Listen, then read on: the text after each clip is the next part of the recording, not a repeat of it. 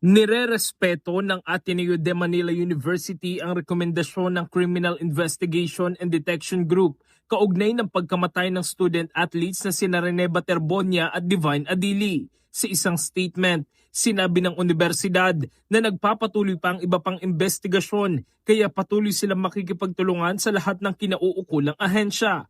Ang rekomendasyon ng CIDG ay susunod na mangrerepasuhin ng Department of Justice.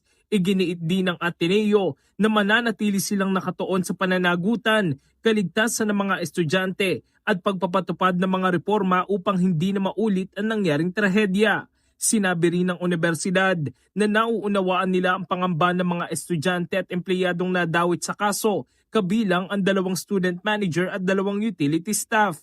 Ayon sa Ateneo, nakipag-ugnay na sila sa mga ito at sa kanilang mga pamilya upang magbigay ng suporta habang nagpapatuloy ang kaso. Tiniyak din nilang igagalang ang karapatan ng bawat isa at ang kanilang karapatan sa due process.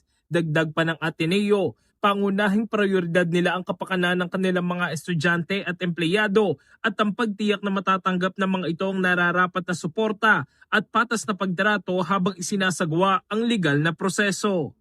In the heart of changing lives, ako si Brigada Jigo Custodio ng 105.1 Brigada News of Manila, the Music News Authority.